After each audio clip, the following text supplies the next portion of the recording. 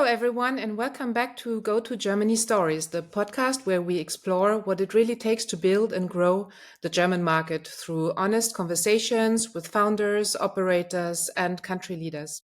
I'm Andrea Vaugan, and today I'm joined by Christian Bergius, country director for Germany at Ecotree. Christian and I have been knowing each other for a while. We've even worked together in the past. And so I'm really genuinely happy to have him on the show today to talk about both his story and also Ecotree's journey in Germany. Ecotree is a nature restoration project developer working on forests, wetlands, and biodiversity. They have innovative models ranging from ownership concepts to biodiversity-focused investment structures. And when Christian opened the German market 3 years ago, the initial plan was pretty classic. Take what worked in France and Denmark and replicate it in Germany. But very quickly, reality hit. Different ecosystem, different legal structures, and different economics meant that the copy-paste simply wasn't an option. So the big question came, what is the real need in Germany? What do German companies actually want? And how do you build your offer with limited resources while learning fast and staying close to customers?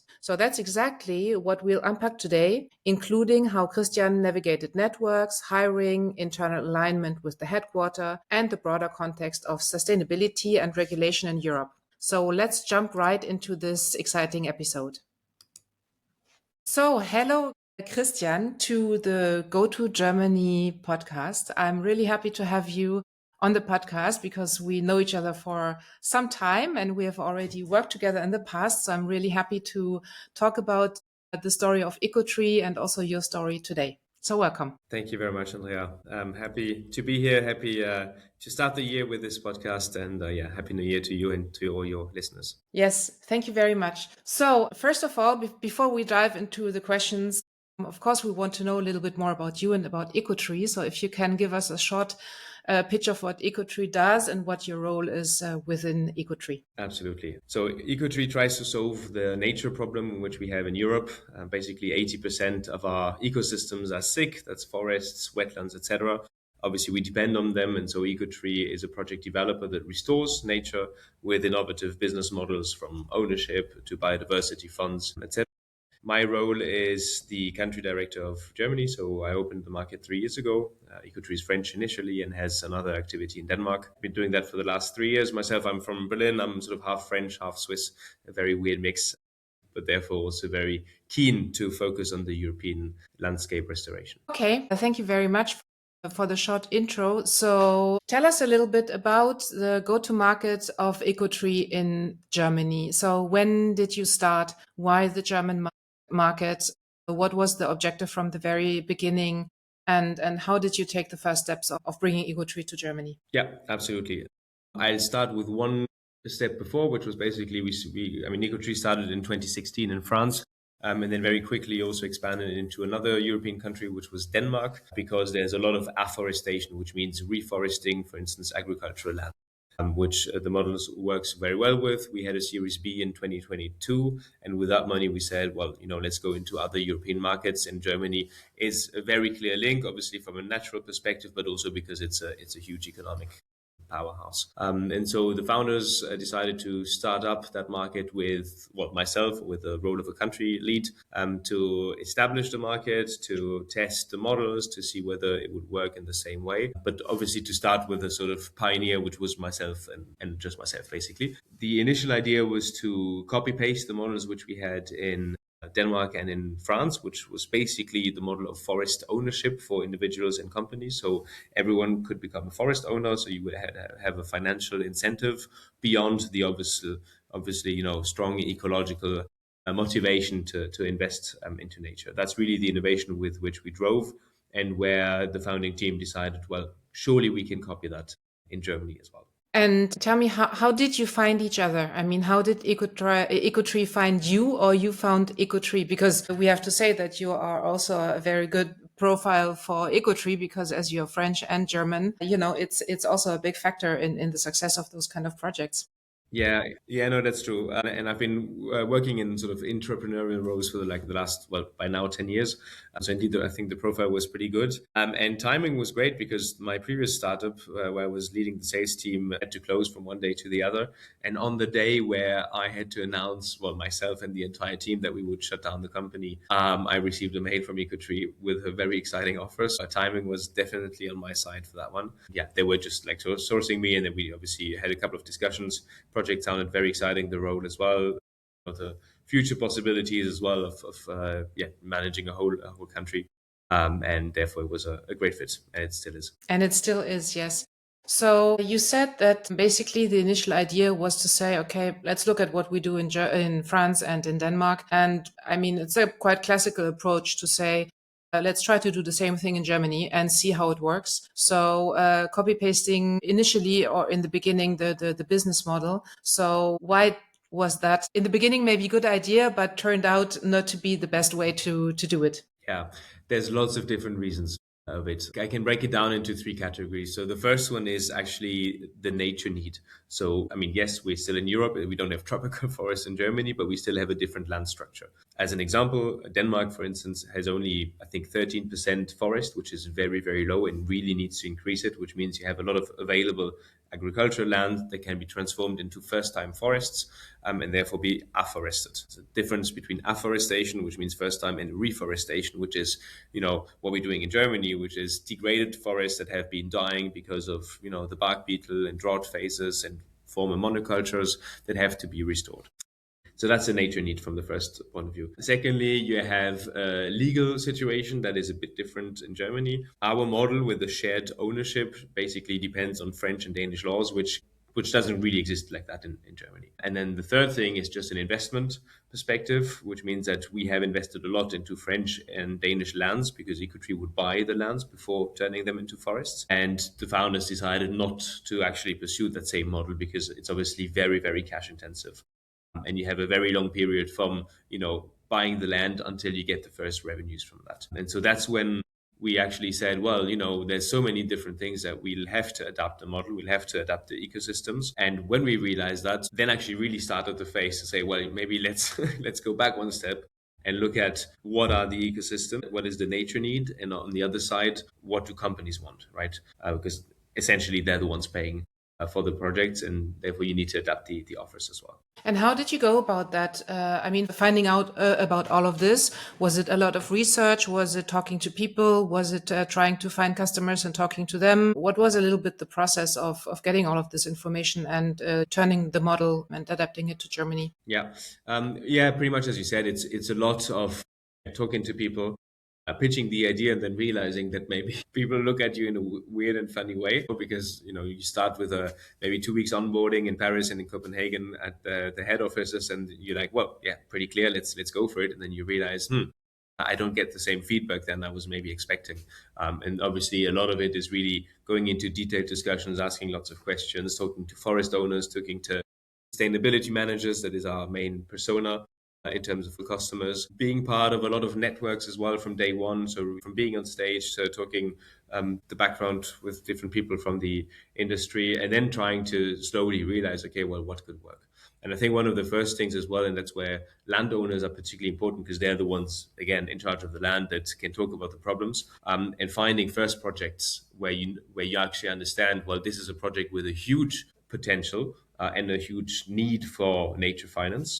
One of the first projects we started with was in the German Harz region. No, very central Germany, lost around 50% of the entire tree stands within a couple of years because, again, it was former monocultures, and therefore when you have a disease, everyone's affected. And so there we realized, okay, that's what it's about here in Germany, at least at the beginning. And then over time, we found some other projects, obviously, and ecosystems that we restored. And how did you also personally, let's say, feedback all of this to the team? And how easy was it to make them understand that there are really big differences in Germany, and that you will have to adapt because you can do a lot of things in the German market, but you also need the team, of course, to back you up and to change a couple of things so that it really can work in Germany. So how was that process, and what's the role of, good communication and discussion? Yeah, definitely. I mean, it wasn't easy. So communications and I think support have been there from day one. I think that's definitely an important mention. But for people to understand something they're not familiar with, and we talk about a country, a language, and again particular ecosystems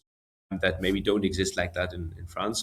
That was particularly tough. I think the initial idea they had in mind was to say, well, let's just start selling French trees to German customers. But obviously, very quickly, you'd realize that the whole reason for success in France, which is selling something local, you don't duplicate it by selling French trees, but you would duplicate it by selling German trees, as an example. And I think that the emphasis on building the offer and the product, which is not a software that can easily be translated, is clearly not the case. You actually need to be foot in the ground. And I think that was one of the learnings, to very quickly say, well, we'd actually need to find our own projects first here in the ground, which wasn't my role on paper, but quickly became it, to then actually turn that into products, and which then could be sold to different customers. And so there was a lot of back and forth because the French team was at that time a bit larger than today. It was too large, I would say. I think there were around 70 people. We had like 20 people in the communication departments, 20 people in the project development department. That one is obviously very important. But so, I was alone, and you need to just talk to so many people that don't really understand actually what you're doing. So explaining to various people over and over again why things are different, it just takes a lot of time that could have been put into execution. I think if we have sorted that out a bit earlier.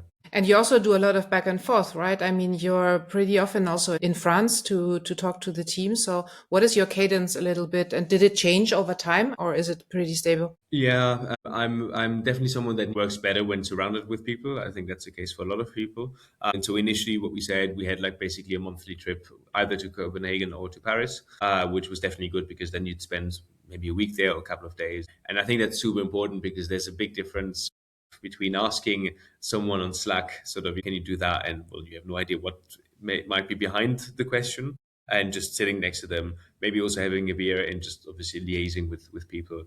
You just work much better. And I know that the French had a very complex process from finding a project, validating it, doing the whole scientific work, and then putting it into the product department. They would package it in a way, and then the sales would only sell. Well, I was basically doing all of that by myself. So I was rolling up my sleeves and basically finding the project and proposing them straight away to the clients, to again accelerate the speed. And I remember having some discussions with the French who said, well, that's not how it works. It has to pass via us. We have to look at it. And I was like, well, it's all in German, first of all. And secondly, I'm anyway going to be the one selling it again. So what's the point of putting this entire long process for a very young startup that's still learning? And how did you, because, as a country manager, you're the first salesperson on the ground, which is the biggest, let's say, role in the beginning, also to be able to talk to customers and to try to find the first project. So how did you, with a product that was not fully adapted to the German market, how did you find those first people to talk to? I mean, did you contact them on LinkedIn? Was it on events? So what was a little bit the first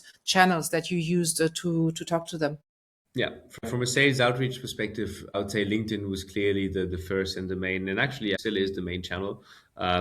Because obviously you used it before, it's pretty efficient, I feel, in a way. I mean, either through automation, or through manual outreach. And obviously, once you're in the bubble, it goes pretty quickly. We've had a couple of referrals as well from maybe not existing clients, but from people we've talked to that said, well, maybe you should talk to that person. We also played a strong card from day one on different memberships. I think, Germany has a very strong association, a corporation association tradition. And so we were part of a B Corp to start with. So obviously that's a good network. And we were part of the Bundesverband Nachhaltige Wirtschaft, which is basically an association of particularly sustainable companies. And all of that obviously helps because you're very quickly part of memberships. You can talk to people that, don't feel it to go on a sales call or so, but actually just to meet people, talk to them, and then actually understand what potential needs would be. And then in a pretty quickly, but second step, it would be obviously events as well, having a look at industry events that focus on sustainable companies or like that world. Yeah, because I mean, for Ecotree, as for many companies, I guess that your clients are all over Germany and not only located in one area. And so you have to be around all of the time and go and see them. Yeah, I mean, what we do is nature, so obviously you're usually sort of everywhere. For most client discussions, everything's online, so that's, I think, for that COVID definitely helped. If I think of my first jobs back in Paris, when every meeting was face to face and you'd spend like 15 to 20 hours in public transport or in a car to meet them, that's definitely been facilitated, and is particularly in Germany so much easier when you can do it online. So you had the chance also of building a small team because you started by yourself and then you started to build up a small team. So, with a business model that is quite different from the headquarter, being a little bit far, because you're still in another country. So how important, the team is always, of course, important, but how did you think about the roles that people could have that could come and support you? How important was it to have what kind of roles and what kind of people were you looking for in the very first people that you took into your team? So first of all, we took way too long to hire these people, and maybe also to realize that we definitely need them, myself included. I think if we had to do it again, I would actually start with that team from day one. I mean, maybe not 20 people, but at least a core team that reflects what you're offering. And so in our case, as I mentioned, my role that initially was more on the sales side very quickly also became finding, the projects and talking to landowners and all of that, which I'm not necessarily qualified to do because I'm not not a forester or a natural scientist. So I grew obviously into that role, but the first need when I realized that instead of finding potential projects that are then validated by a French team that doesn't speak the language, that doesn't know the ecosystems, etc., is obviously one of our biggest blockers because it's a huge bottleneck. Was to find someone that would manage the project development and project finding. Again, we don't quite have the same model. It's not like we invest into lands and then we have our own people, selecting the trees and all of that. So we have more of a partnership model where we work with individual landowners that can be private or public. So towns, for instance, that have lands but usually don't have money and maybe also don't have the know-how, and then we act as a project manager. But we're not the ones with the shovel in the hand always. So that's a great advantage because it means you don't need to be as deep into the scientific part as you would do if you're the landowner, but you still need someone that actually understands how nature project management works. And so that was the first role we were looking for, and we found someone that's done it a bit before but that's young, eager to learn, eager to set something up. And then the advantage is that, again, since we had a lot of knowledge and we still have a lot of knowledge in-house, she could still be trained by our French people but then adapt it to the German realities. And so that was the first person that we hired, and then quickly after to scale the sales team. And you have a specific knowledge, as you just said, you have to know something about the specificities of Ecotree and about understanding the clients. But what is your view on hiring people that are very knowledgeable on the content, very flexible because you're a small team, so people have to do like everything and you're not so mono role focused? And also, would you prefer someone who has a deep knowledge in what you do or a deep knowledge in sales and sales efficiency and sales, everything? So, because this is always a little bit the question, right? Do we take someone who is a good seller or do we take someone who knows our topic? And very often those two don't come in the same package. So Yeah, what do you think? unfortunately not. And I would probably say that we don't necessarily have the same views on that, maybe within the team, which is fine. It creates discussions. So for the first sales person we were looking for, we decided to go for someone that brings the experience. We're a tiny team. I can coach people, but I can't spend all my time coaching them because then, I wouldn't sell. I wouldn't do the whole works I need to do.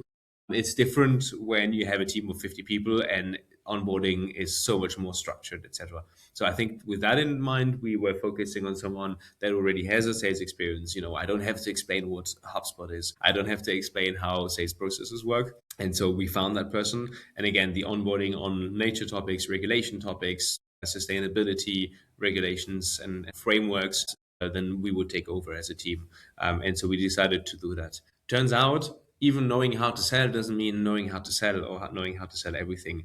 We've had someone that had quite a couple of years of experience in the SaaS sales spectrum, who was maybe very good at, pitching and saying why you have the best product, but not at understand what the client wants, which is something that maybe we should have seen during the recruitment process. Well, we didn't. It happens. But that was clearly something where I realized actually at least knowing what the industry is about, and if you don't have that, bringing a huge amount of curiosity is actually the important thing. Hmm. And so I think that was really one of the learnings. And again, like I've hired salespeople for the last 10 years, and you still obviously do mistakes, but I think that was one good learning. And the next one we hired was actually much more junior, but already during the interview processes would just bring so much curiosity, so many questions where you like, well, maybe he doesn't know it, but he's going to learn it very quickly. Hmm. And so I think it's never black and white. I think some of our CEOs say as well, I'd rather have someone that can sell toilet paper or plastic bottles. It maybe also works at our case in France, where you have a larger structure, you have your product market fit for like 3-4 years, you have a Hmm. regulated market, and you basically just have to go for it. In our case, we still have a lot of exploration phases, etc. Yeah, I mean, the smaller the team, the more important every element of the team is, right? Because, the project falls or rises with the people who are in the project. So this is why it's always a steep learning curve, of course, in the beginning with that. So you said it a little bit in the beginning, but in your topic, I mean, in your field, there's a lot of regulation also going on in Europe, in the different countries. The regulations are not the same between France, Germany, and maybe other countries, even though there are EU regulations that impact all of us, of course. And it's a huge topic because regulation is just so time consuming and to always be on the forefront of that. So how do you manage that to stay on top of the evolving regulations that exist, to always know what is the current status and how important is this regulated market for you? Yeah. So just maybe as a clarification, we ourselves are not necessarily in the regulated market, particularly when we talk about carbon projects. We are part of the voluntary carbon market that basically caters to all companies that have neutrality claims. That is a topic we can also talk about. On the German side, it's a small part, but we're not, for instance, in the emission trading system of the EU. That would be the regulated part for carbon. And yet there are a lot of, particularly in that case, EU regulations. CSRD would be the main one. So a couple of years ago, the EU started the Green Deal, which was meant to be, the green transformation of the European Union in order to achieve 2050 carbon neutrality, which we should definitely still go for. And that had a set of different regulations, from reporting directives to carbon mechanisms and stuff like that. And staying on top of that obviously is important, even if we are not directly affected as a business because we don't have to report. But obviously, all our customers, sustainability managers mainly, have to focus on these topics. And it brings opportunities, but it is also quite a limiting factor. On the one side, particularly CSRD meant that most companies that until then didn't actually finally had someone to take that topic, which is sustainability, which again, it's not for the sustainability sake. It's about resilience. It's about having strong value chains, etc., and obviously also some responsibility, to not fuck up the world around you. Pardon my French. Um, and that this topic would finally be not linked to a marketing intern, but linked to the board, or at least to the CEO's office. And so that is great because a lot of companies for the first times ask themselves, well, actually, what is my impact and what do I depend on? And oh, what is biodiversity? And what does water have as an impact for me? It doesn't just come out of the tap; it relies on working ecosystems, etc. So that is super, super interesting, and obviously creates a lot of interesting discussions and transforms companies. On the other side, it means that a lot of people were literally just focused on that and on getting data because it was the first time. So before investing in any projects that would have a certain impact, it makes sense in a certain way. You obviously wants to know, where do I stand? What is the impact that I have? So it's chance and opportunity at the same time, as you could usually work rather with, let's say, forerunners within the sustainability frame. So most of them had done that job either before on their own, or they were just like very quick to set it up. So that's definitely our advantage. But you keep up basically through discussions. You have newsletters from the EU and from different associations and the press, obviously. But it's a lot to navigate, for sure. And as a small team, to be on top of all of that all of the time and to know about this, of course, networks are super important for you. And we talked a little bit before going into the podcast about the associative landscape in Germany and how important it is for companies like Ecotree. So can you tell us a little bit about it? Because, there are hundreds of networks that you could be a part of, and there are so many initiatives. You could you could spend your days and Yeah. weekends and evenings going to events.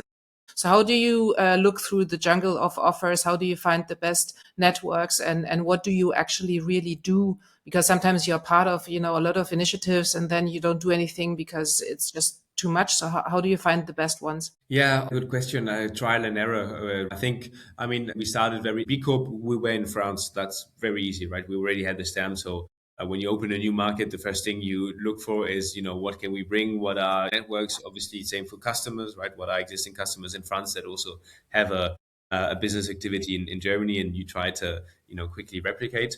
So that's obviously the easier one. Then, because I've been in the sphere before, I knew some other ones, that were doing a really good job. And the B&W is one of them, because it's both a network, but it's also basically a political advocacy group for sustainability and sustainable policies, which I think is very important, because your startup influence on these topics is obviously tiny, but as part of a membership, you're obviously stronger. So that's why we joined them really very early on. And then we've actually joined another one, which is called Biodiversity in Good Company, which is a membership. I mean, you have from Commerzbank, Volkswagen, Milita, which are, some of the larger ones, but also a lot of project developers. So you've got quite a good mix, from science doers and, well, polluters in the end, but that want to change the business models. And typically that one at the beginning, I wasn't quite sure, well, how can we be involved, because everyone within that association is usually doing it on a limited time basis. So it took us a while to understand it. Turns out that in the last months we got really involved and actually are leading our own project now, which is for biodiversity certificates to be evolved. So it's not like carbon credits where you do something bad and then you try to have something good, but really to have an investable asset that is nature based, so that companies can actually directly contribute into better nature. And so that's something where we actually now very actively involved. But again, it's trial and error. It's a lot of events, as you said, particularly when you're in Berlin, you could be like never in the office. So at the beginning, I did a lot, maybe way too much, because at some time you're literally burning out at some point. Mm. But that helps you very quickly to understand where is value, who do I meet? Is it literally just shaking hands, but no subject behind, and no content? And I think understanding what is important in which phase of the company, or do I just want to meet people, or do I want to really dig deep into a topic? I think that's usually a very good indicator on what events to go to. And one question I didn't ask you that comes to my mind when you talk about that, and how do you allocate your time, and how do you try also to meet the objectives that you have set yourself? How did you, in the very beginning, in this kind of greenfield for Ecotree, how did you set the first objectives for Germany and the first goals, targets that you wanted to meet? Because it's difficult if you get somewhere and it's a green field and you say, okay, how much should we do? Should we do like 10% of the turnover, 5 projects, 100 projects, 5 projects? So how did you do that in the beginning? Yeah. So in the beginning, so they being the founders basically obviously had a grid for sales expectations for different salespeople based on your experience, and then that would basically be reduced by a certain percentage for new markets. Even if obviously you have a senior coming, you'd still reduce it by 20% because it's a new market. But how do you set an objective base yourself on existing experiences, which is basically what we did in that case, or do you base yourself on like reality which you don't know yet? So I think the latter is obviously tougher. I think the important part in that case is objectives are important. I think the important one as well is to realize then when do you change them and what do you change to actually achieve them. And I think that's where we've had a good amount of flexibility. We're obviously objective driven, but I think in that first year, we all agreed that we're more learning driven. And I think that if you have that common understanding with the founding team, then it's quite a good base, because in the end, you may or not may reach it or may not. But the important one is to set the basis for further scale. And yeah, that's what we did. We don't really remember. I think we were below it by not too far, but at least we really learned everything as that I mentioned before. Like, we can't just copy paste it. We have to adapt it. We have to find our own projects. We have a completely different business model, which maybe is faster than what we have in France, but it still requires a couple of conditions that it took us quite a while to have. So being flexible in the beginning, this is also the importance of communication in the beginning, to always feedback what you're doing. Most of the projects I know do not really hit their targets in the first year, because you always are a little bit too optimistic of what you can really do and how much time everything takes, and how long the sales cycles are, and how much you have to adapt the projects. I think I know very little projects that really hit all of their targets in the first year. Yeah. So I think it's really normal. But what we always say is that what people need to see is that maybe you're not really hitting like the sales target or the exact turnover, but that you learn and that you know how to get there, and that you would also understand if there is a big blocker in the market that you find out very quickly, and you remove those roadblocks, or maybe you say it's a no-go because we see that the project will just not fly, or we just have to invest too much, or something like that. So to really be very vigilant in the first year. Okay, that is interesting to know how you did that.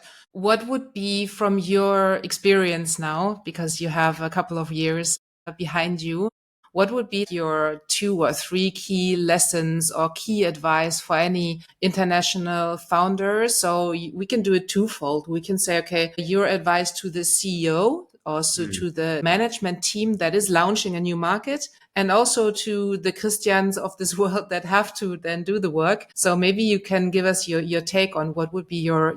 Yeah.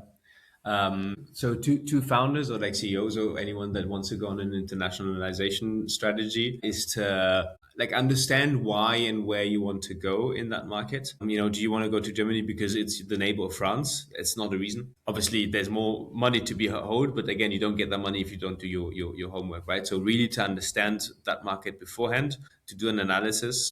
And I think they did it, but maybe not in enough detail, right? Or maybe they just based it on the copy paste possibility, but not on the what adaptations will we have to take, because clearly based on the first analysis we see that we won't be able to duplicate it. I think that's really the most important thing. And then linked to that would be, who do you start with? And maybe it's not just one country leader, or at least you'd have a roadmap to have someone start, because he'll be on the ground, he speaks the language, and of course he'll improve the learnings that we've had. And that was clearly what I did as well. But then the objective should be very, very quick, and to set the budget, obviously, to have people number 2, 3, to have a founding team again very quickly on, both for operational reasons, but also as a support mentally, but also like from a workload for that country leader. Again, from my own experience, and that's my learning for myself as well, is don't start something on your own without having a very clear view on when the first scale, which should not depend on revenue, should come, because I think no one can expect for new market to have revenue covering the costs within the first 6 months. In that case, it's not a startup, and then you don't do it. So I basically, from a CEO, is having that readiness to invest up to a certain extent, obviously, and from a country leader perspective, is understand that readiness to invest from the founding team and know that you have the support. And again, with support, I don't mean just, okay, I can call you whenever I want, and I know that you trust me, which is obviously a very good base, but also like we need a bit more, whether it's marketing costs. And then it depends on the model. Do you have a people-based business? In that case, have the budget to recruit these people, or do you have maybe a bit more marketing based, need someone to do it, but maybe then more money on whatever ads or events or whatever. So I think that's really one super important learning. And then the second, which is very much linked, is to know, if that wasn't clear from the beginning, is to voice it early on. And I know I took time, because it was a super interesting role. I was full on, you're learning a lot. I think I probably only spent maybe 50% on the time on actual sales, because the rest was, going to projects and learning about regulations and meeting other sort of people, which was super interesting. But a year and a half in, I realized I had, severe back pains that would start every morning. I would wake up. We had to sort of pull a handbrake for a couple of weeks, because I was going, straight into what many other founders know as well, burnout, or very close.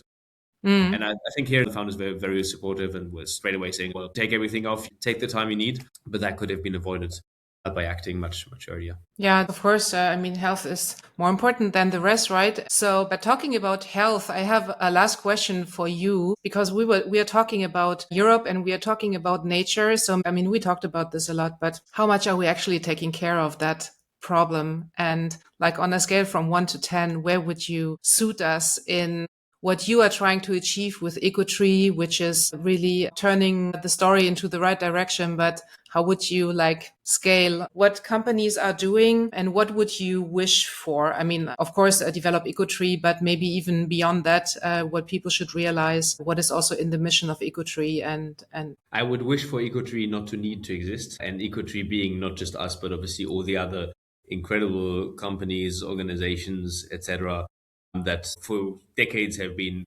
fighting and working in that sphere. But unfortunately, we see that we're still in a decline. Right? So I think one of the most important objectives would be to halt that decline and start to be nature positive in the sense that we have a positive development, because it takes years. Planting today is great, and you can say, "Oh, we've planted these whatever 100,000 hectares," but that doesn't yet make nature. It means it still needs to grow to be resilient and offer what we all depend on, which is basically clean air, clean water, food, but also water for production. You don't have data centers without water to cooling them, etc. So I think that understanding the links would maybe be the first thing. More and more companies and people understand why it's important, and some would understand it emotionally, and others are very fact based. And either way you look at it, the cases are clearly there. So I think that the understanding would be the first base, and then obviously secondly is yeah, well, to act and to have a polluter pay principles applied much more. So I think it's unbelievable that most companies just get water for free. As an individual, obviously you pay for it. We have incredible rates of pollution, whether it's water or nature, and again, it's not so tough to actually revert it. And so I think we've had this incredible chance with the Green Deal that's set a European wide scale and objectives, which is incredible. If you think about it, it's amazing. Unfortunately, a lot of that has been watered down in the last years. We've had a deforestation regulation that has been postponed, where you're like, how can we still deforest? Again, the objective is to pause it and to reforest. But that's where you see how strong lobbies are, which is a bit sad, because if we really think about it, most people actually love nature. That's number one destination for holidays. I've heard that 60% of people actually have nature as a background on the phone. So clearly, people like it. But I think we are maybe on a 4 to 10, maybe 5 to 10. Things are there. Some want to do it, but unfortunately, the speed is not there. And if I look at least the current government or people in charge, we're clearly not going the right way. Okay, well, let's follow what Ecotree does, and let's try to support as much as we can. So thank you very much, Christian, for sharing your story and the Ecotree story with us on the Go to Germany Stories podcast. And I'm looking forward to keeping in touch and to seeing where everything will go in the next couple of months and years. And I wish you a very good development on 2026, of course, for Ecotree and yourself. Thank you very much, Andrea. My pleasure. Thank you. Bye. Have a good time. So that was my conversation with Christian, Country Director Germany at Ecotree. What I really appreciate about this conversation is how concrete it is. International expansion is not about translating a website. It's about reworking the offer, the business model, and sometimes even the operating system of your company, because the market realities are simply different. We talked about why the original model didn't translate to Germany, how Ecotree moved closer to local projects and local ecosystems, how customer conversations shaped the product, and what it means to build a country operation with very little resources, and also why in Germany choosing the right networks matters as much as showing up. So we ended on a bigger question: where are we really when it comes to nature restoration in Europe? And what needs to change so that companies like Ecotree don't have to fight an uphill battle forever? If you enjoyed this episode, please follow the Go to Germany Stories podcast and leave a 5-star rating. It helps to reach more people who are building across borders. Thank you very much for listening, and see you next time.